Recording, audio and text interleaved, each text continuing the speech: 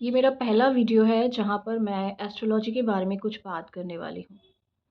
1 minute का video Instagram पे upload होगा, बाकी सारा देखने के लिए आप यूट्यूब पे जा सकते हो बिकॉज़ मुझे पता है this is going to be very informative for you.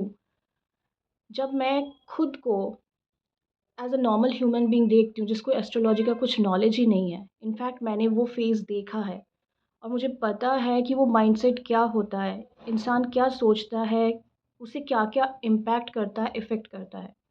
And just based on my that experience मैं ये वीडियो बना रही हूँ और चाहती हूँ कि आप लोग यूट्यूब पे वो वीडियो ज़रूर देखें ताकि आपका एस्ट्रोलॉजी को लेकर जो परसेप्शन है वो थोड़ा सा बदल जाए। I am not a master in astrology, बिल्कुल बिगिनिंग लेवल पर ही हूँ। सिर्फ 2 ही साल हुए मुझे प्रैक्टिस करते हुए, सीखे हुए, और मुझे पता है ये पूरा लाइफ मेरा सीखने में ही जाएगा, मास्टर कभी नहीं बन पाऊँगी। हॉरोस्कोप जो है that is the consequence of all your past life karmas, जिसके बेस पर आज आपको एक भाग्य दिया गया है।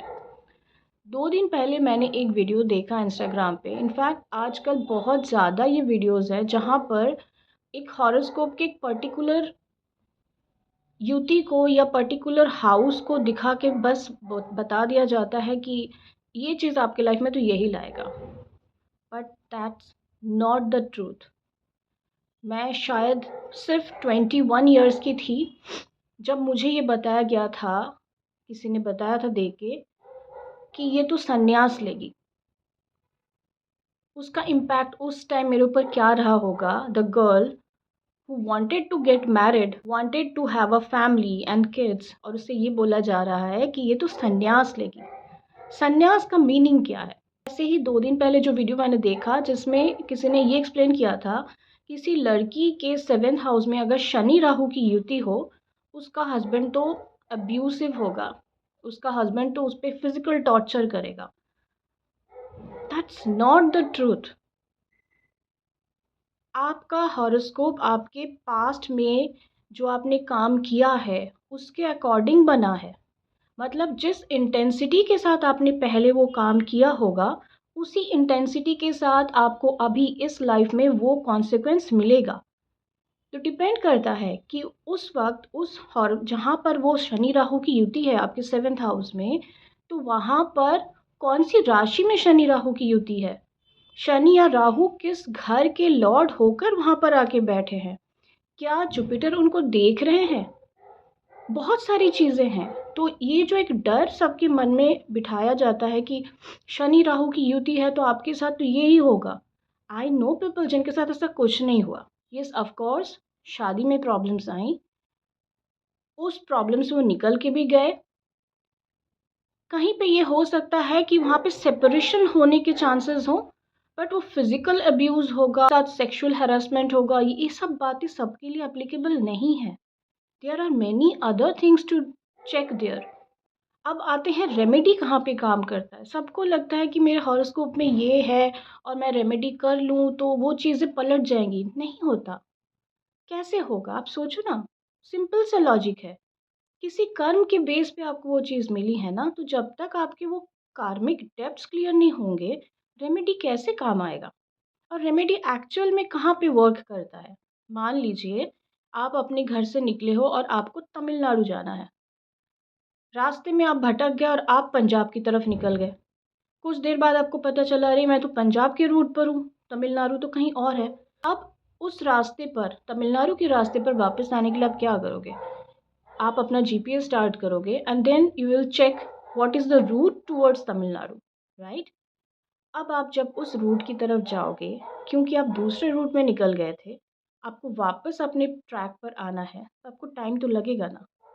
आपका टाइम वहाँ पे वेस्ट हुआ, है ना? उतना टाइम तो लगेगा ना वहाँ से उधर आने के लिए। तो remedy according to your horoscope वहाँ पर काम करता है, जहाँ पर आपके हॉरोस्कोप में कुछ दिया हुआ है कि ये आपको मिल सकता है। That is there in your horoscope. लेकिन आप दूसरे रूट पे निकल गए थे। अब आपको जब अपने वापस एक्चुअल ट्रैक पर आना है, यहाँ पर आपको आपका रेमेडी काम करेगा। और उस रेमेडी को इफ़ेक्टिव होने में टाइम लगेगा क्योंकि आप रूट दूसरा ले चुके थे। अब वापस आओगे ना अपनी ट्रैक पे। ये बहुत छोटी-छोटी सी चीज़ें हैं जिसको समझना ज़रूरी है। जो इस तरह से डर मन में बैठ जाता है, आप ये डर मत बैठाइए। हॉरोस्कोप इसलिए नहीं दिया जाता है कि आप डरो। इंस्टेड आपको ये समझने के लिए दिया जाता है कि कुछ ऐसे कर्म आपने किए थे, जिसकी वजह से आज आपको ये मिला है। So understand it, learn the lesson, उसके थ्रू जाइए। जब आप उससे निकलोगे तभी भगवान की ब्लेसिंग मिलती है। और मुझे ये भी पता है कि बहुत सारे लोग होंगे जो इस बात को मानने के लिए रेडी नहीं है। मैं फेस करती हूँ ऐसे क्लाइंट्स जहाँ पर उनको अपने अंदर चेंजेस लाने ही नहीं है, उनको समझना ही नहीं है। And I can not force them, क्योंकि मुझे पता है ये भी उनकी मर्ज़ी के ऊपर है। जब तक वो बुद्धि नहीं देंगे वो समझने भी नहीं वाले। So let it be.